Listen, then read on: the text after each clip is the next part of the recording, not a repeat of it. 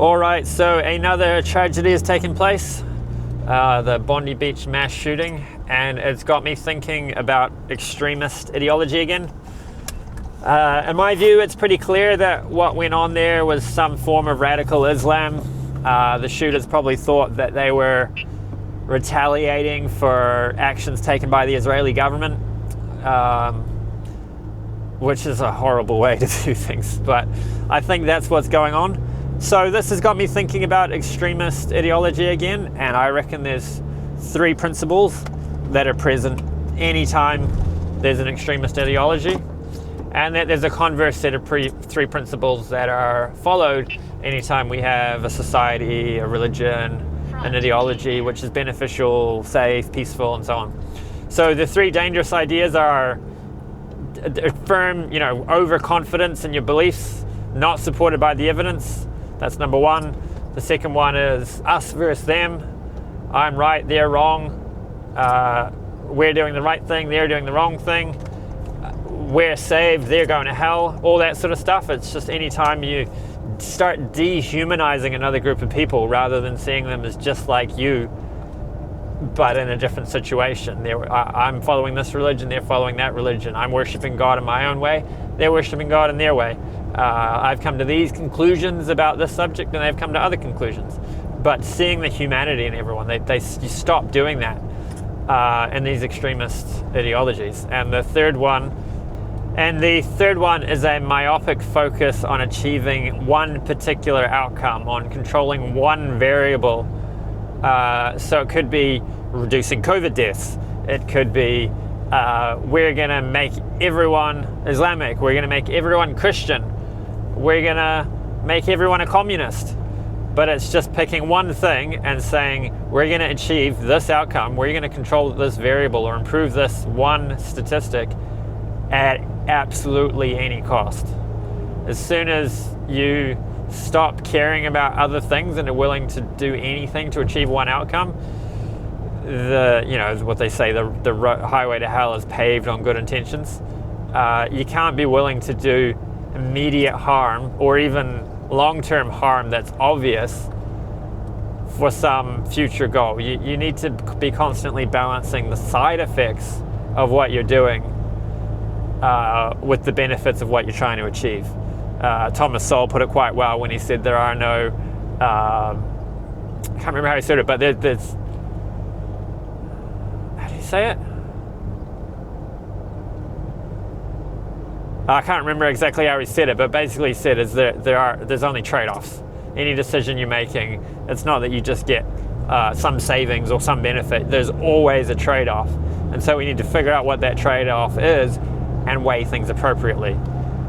The extremists don't do this of any breed, and the extreme COVID policies didn't do this. It didn't matter about economic devastation. It didn't matter about people losing their jobs. It didn't matter that the vaccine was novel and not properly tested. What mattered was we're scared of COVID and we want to reduce COVID deaths at absolutely any cost. So yeah, those are the three principles. So the converse of that thing, so I already talked about the second one of how you just always have to see other human beings as morally valuable, regardless of group identities, regardless of beliefs.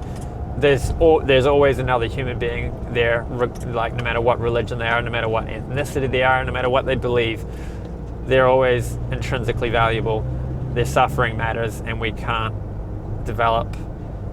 We got to be really careful to never be judging them based on the group identity, to never develop hatred and so on.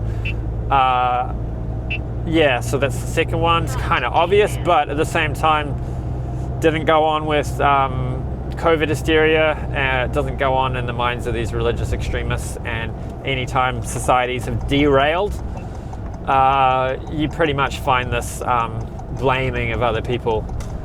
When things are going south, there's a tendency to find a group of people to blame. And really, everyone's good at their core. They can be they can be in situations where they act badly. They can be covered over. They can have false beliefs. Anyway, so the first principle, debate. You always need to consider the possibility that you're wrong. If you believe something, You might believe your holy book is the unadulterated word of God. And that could be true. Maybe it is. But you're still a human being, and you have your fallible understanding.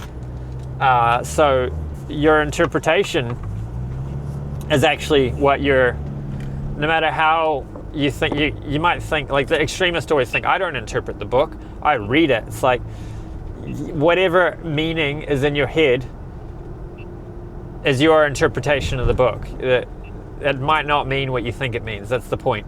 You could be misunderstanding it. So we need to have that sort of caveat that I could be wrong here. And when we have that humility, we won't be willing to do such extreme things that cause obvious damage now, because, maybe by killing these people, I'm making them go to heaven, or I'm, creating some utopia.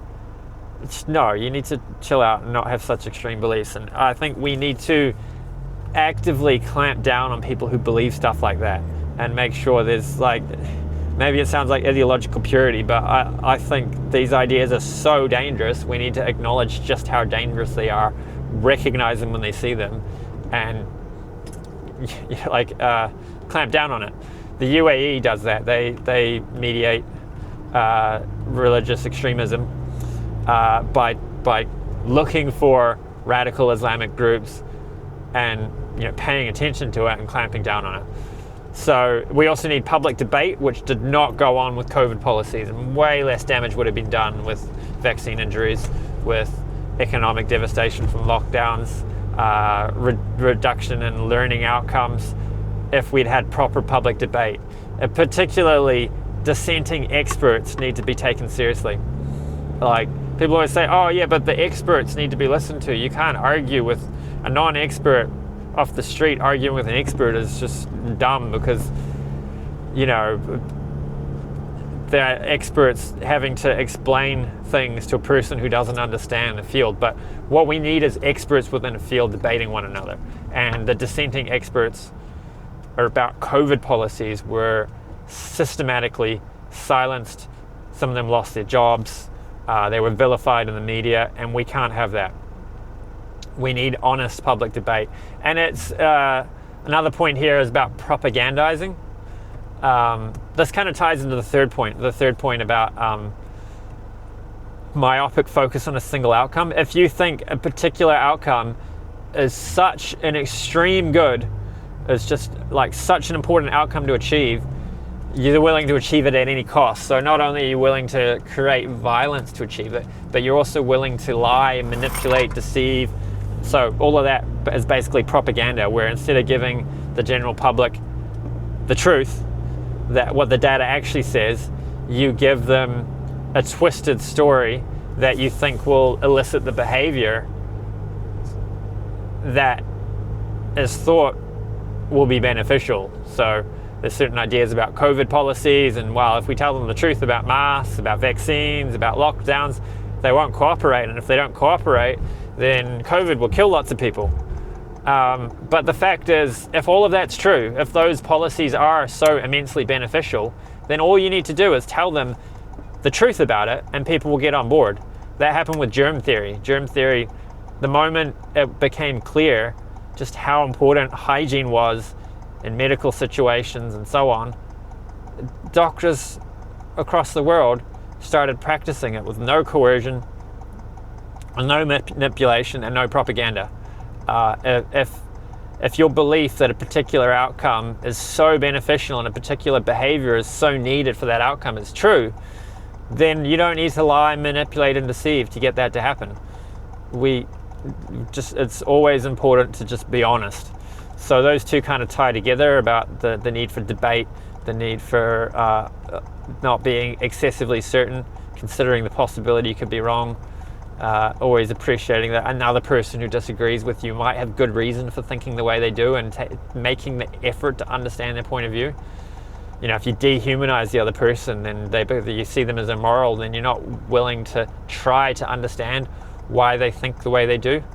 And then on the third point, which was a myopic focus on a single goal, I think we kind of already touched on that one. But yeah, you got to understand there's multiple different things worth considering, not just that one outcome. And thinking that one outcome is so extremely good that you're willing to pay any price to get there always ends badly.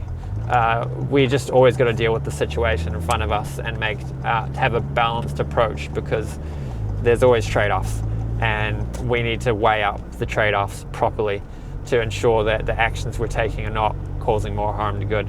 So yeah, that's my take on religious extremism, and 3 principles that I think are critical to religious extremism or extremism of all forms, and 3 principles that we need to axiomatically affirm in order to counteract extremism. So if you like that sort of stuff, please subscribe. Let me know what you think down in the comments. Give the video a share, and I will see you in the next one.